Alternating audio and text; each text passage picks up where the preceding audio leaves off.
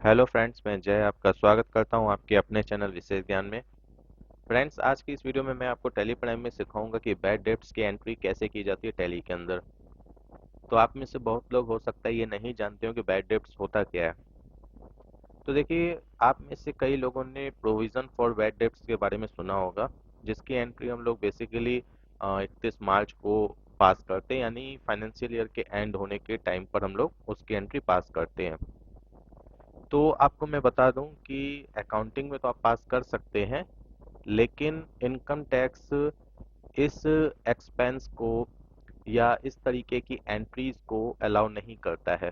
जब आप अपनी इनकम टैक्स की रिटर्न फाइल करेंगे तो वहाँ पर प्रोविजन फॉर बैड डेब्ट्स करके अगर आप कोई भी एक्सपेंस बुक करेंगे पी एंड एल में, तो वो अलाउ नहीं होगा। ठीक है। तो सबसे पहले आप लोग ये जान लीजिए कि प्रोविजन फॉर बैड डेब्ट्स होता क्या है। देखिए, प्रोविजन फॉर बैड डेब्ट्स ये होता है कि मान कर चलिए आप कई साल से बिजनेस कर रहे हैं और आपको ये पता है कि अगर मैंने मान कर चलिए 1 करोड़ की सेल की है, तो उसमें से 1-2% या 4%, हर बिजनेस के केस में अलग अलग हो सकता है, हर पर्सन के केस में अलग अलग हो सकता है, मतलब कि 4 से 5% के आसपास आपका कुछ ना कुछ पैसा डूबता है। और ये आपके पास कहाँ से आता है?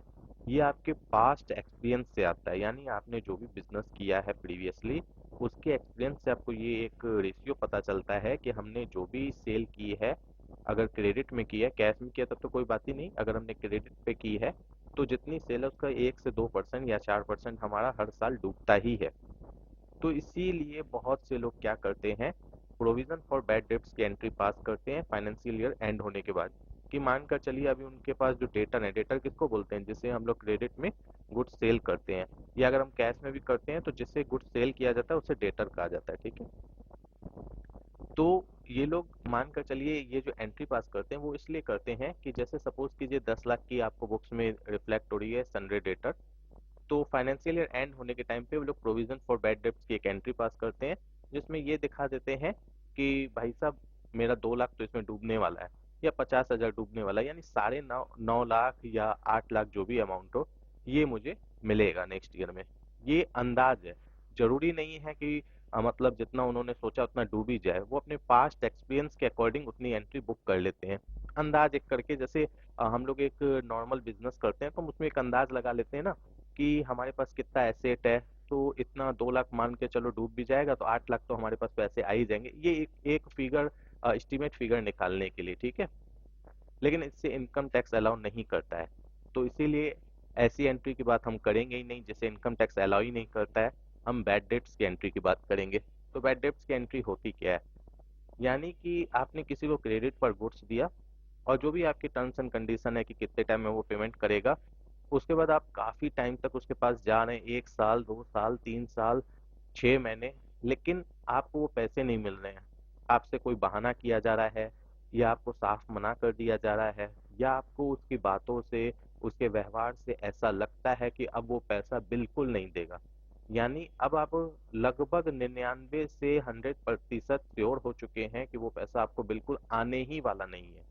तो उस टाइम पर हम बैड डेब्ट्स की एंट्री पास करते हैं। तो जरूरी नहीं है कि ये आप सेम फाइनेंशियल ईयर में पास करेंगे, हो सकता है आपको पहले फाइनेंशियल ईयर में ये अंदाज ही ना हुआ हो, आप बहुत बार ट्राई किए हो, नहीं पता चला हो कि वो नहीं देगा। जब आपको फाइनली ये चीज पता चल जाती है उसके व्यवहार से या उसकी बात से, तब एक ये एंट्री आप पास करते हैं। इससे फायदा क्या होता है? इससे फायदा ये होता है कि जितना भी आपका पैसा डूबा है, अगर उसे आप पी एंड एल में बुक कर देते हैं, तो जितनी अगर आपकी टैक्स की लाइबिलिटी बनती है, तो उतनी आपको डिडक्शन मिल जाती है। बात समझिएगा।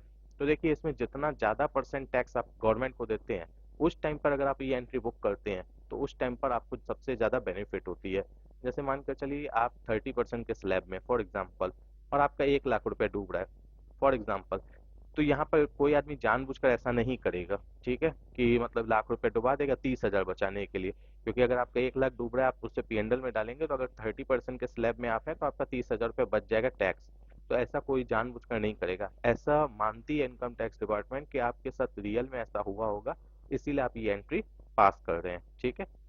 लेकिन अब इसमें बहुत से लोग हो सकते हैं जो इसमें टैक्स एविजन का काम कर लें, सामने वाले को मिला लें, उसे कह दें कि तुम मत देना और मैं ऐसी एंट्री पास कर लूं। तो ऐसा बहुत ही कम देखने को मिलता है, सामने वाला मानेगा तब ना।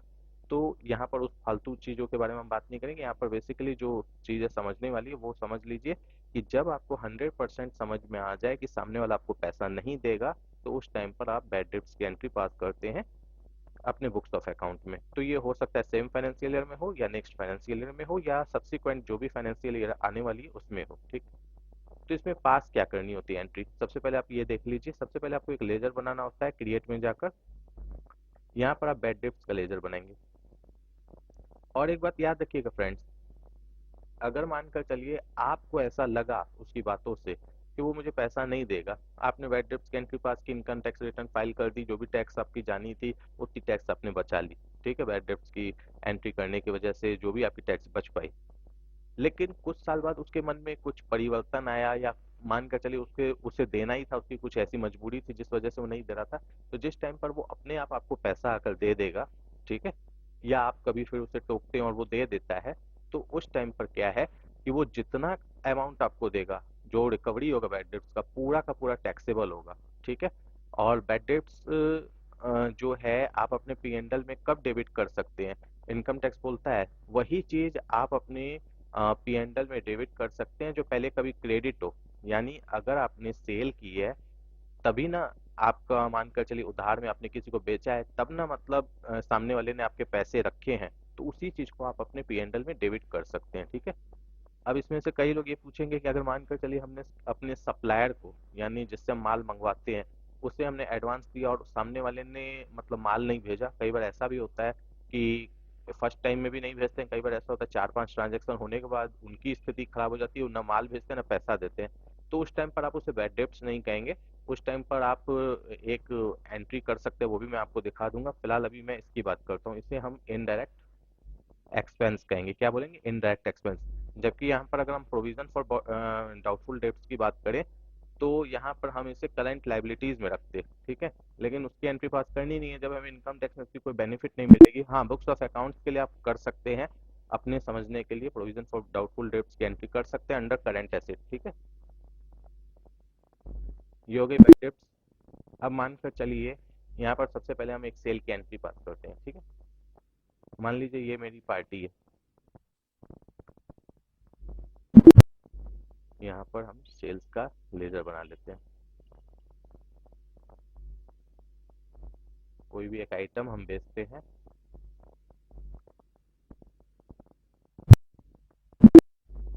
ये हमने बेचा, तो ये हमें कहाँ रिफ्लेक्ट होगा? अगर ये हमारी क्या कहते हैं डेटर होगा तो हमें करंट एसेट में सनरे डेटर में रिफ्लेक्ट होगा। लेकिन जो हमारी पार्टी थी ये हमारी क्या थी? ये सनरे क्रेडिटर थी। तो ऐसा भी होता है, कई बार क्या होता है ना कि आप जिससे माल मंगाते हैं उससे कुछ माल आप भी सेल करते हैं। ऐसा भी जरूरी थोड़ी ना है कि जिससे आप माल मंगाते हैं उससे आप बेच नहीं सकते, उससे भी कई बार आप बेचते हैं। तो क्योंकि उसके साथ जितनी आप ट्रांजैक्शन ज्यादा करते हैं, जो ट्रांजैक्शन आप ज्यादा करते हैं यानी परचेज ज्यादा करते हैं तो आप उसका लेजर क्रेडिटर में बनाते हैं, और अगर सेल ज्यादा करते हैं तो डेटर में बनाते हैं। लेकिन आप उससे कर दोनों ट्रांजैक्शन सकते हैं। तो वैसे ही मेरा ये जो लेजर था क्रेडिटर के अंदर बना हुआ था। ठीक है। यानी जिससे मैं माल माल मंगवाता हूँ, तो सपोज कीजिए मैंने इसे ही बेच दिया, तो इस टाइम पर ये मेरा डेटर हो गया ना, मैंने उधार में इसे माल बेचा। तो जिससे हम माल बेचते हैं वो क्या हो जाता है? हमारा डेटर हो जाता है, भले इसे मैंने रखा है क्रेडिटर के अंदर। तो अब यहाँ पर सबसे पहले मैं ये जितनी भी एंट्रीज है इसे रिमूव कर देता हूँ, तभी ना हमारा उसके पास कुछ बैलेंस दिखाई दे। ये जितनी भी फालतू की एंट्रीज है मैं यहाँ पर डिलीट कर देता हूँ। ये 1000 रुपये रिफ्लेक्ट हो रहा है। अब हमने इसे काफी टाइम बाद के सेम ईयर में ही हमें पता चल गया। आपके केस में अगर आपको नेक्स्ट ईयर में पता चलता है तब भी आप कोई एंट्री पास कर सकते हैं, जो अब मैं दिखाऊंगा। मानकर चलिए मैंने काफी बात की, इसके व्यवहार से मुझे पता चल गया कि अब ये पैसा आने वाला नहीं है। तो मैं क्या करूंगा, जर्नल वॉचर में जाऊंगा, और जिस डेट को मुझे एहसास होगा या फाइनेंशियल ईयर के एंड में हम कभी भी एंट्री पास कर सकते हैं अगर सेम फाइनेंशियल ईयर है तो हम यहाँ पर क्या करेंगे, एक एंट्री पास करेंगे। बैड डेब्ट्स को हम क्या करेंगे, डेबिट करेंगे जर्नल वॉचर में। पूरा अगर हमारा पैसा डूब गया है तो पूरा पैसा लेंगे। अगर मान कर चलिए उसमें से कुछ पेमेंट उसने पहले कर दी थी तो फिर उतना अमाउंट लेस करके होगा। ठीक। यहाँ पर हमारी पार्टी है यमुना इंडस्ट्रीज। इस तरीके से हमारी एंट्री पास होगी और ये आपको पीएनएल में रिफ्लेक्ट होगा इनडायरेक्ट एक्सपेंस में। और फिर जो आपकी टैक्स की लाइबिलिटी बनेगी वो आप कम करवा सकते हैं इस अमाउंट को क्लेम करने के बाद। अब मानकर चलिए किसी फाइनेंशियल ईयर में ये अमाउंट आपके पास पूरा का पूरा वापस आ जाता है, पूरा का पूरा वापस आ जाता है, सामने वाला पार्टी आपको दे देता है। तो आप एक एंट्री पास करेंगे लेजर बनाते हुए बैड डेब्ट्स। और एक चीज मैं बता दूं आपको कि आप चाहे तो नाम भी लिख सकते हैं ताकि याद के लिए। कई बार ऐसा भी होता है ना कि कई अलग अलग पार्टीज हैं तो फिर आपको याद नहीं रहे, तो आप बैड डेब्ट्स के बाद पार्टी का नाम भी लिख सकते हैं। ठीक है, यहाँ पर हम डाल देते हैं रिकवरी।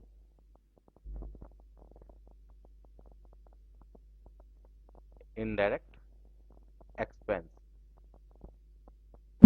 सॉरी इनडायरेक्ट इनकम, गलत मैंने लिख दिया, इनडायरेक्ट इनकम। ठीक है, अब यहाँ पर क्या करना है हमें, यहाँ पर हमें करना है पी एंड एल, डेबिट करना है, मान लीजिए 1000 रुपये, और क्रेडिट कर देंगे हम यहाँ पर बैड डेब्ट्स रिकवरी। और अगर आपके मन में ये सवाल चल रहा है कि सेम ईयर में मैंने एंट्री तो पास कर दी और सेम ईयर में मुझे पैसे वापस मिल गया, तो बैड डेब्ट्स की एंट्री को आप रिमूव कर देंगे, डिलीट कर देंगे, और कुछ नहीं करना है। अब यहाँ पर देखिए, ये आपकी एंट्री पास होगी बैड डेब्ट्स रिकवर की। यहाँ पर हम पहले इस एंट्री को डिलीट कर देते हैं तो आपको अच्छे से समझ में आएगा। ये मैं मानते हुए चल रहा हूँ कि आपको नेक्स्ट ईयर में ये पता चला, तो कैसे आप एंट्री पास करेंगे बैड डेब्ट्स रिकवरी की, आप इस तरीके से एंट्री पास कर देंगे। तो आई थिंक फ्रेंड्स आपको समझ में आ गया होगा कि बैड डेब्ट्स क्या होता है और इसकी एंट्री कैसे पास की जाती है। अब मैं एक और बात बता दूं आपको, जैसे मैंने बोला कि सपोज कीजिए आपका जो पार्टी है, सप्लायर है, उसे आपने एडवांस दिया और वो पैसा डूब गया, उसने पैसा नहीं दिया, तो वहां पर बैड डेब्ट्स वर्ड का यूज नहीं करेंगे, एंट्री सेम ही होगी। आपको यहाँ पर जो लेजर है वो क्रिएट करना है एडवांस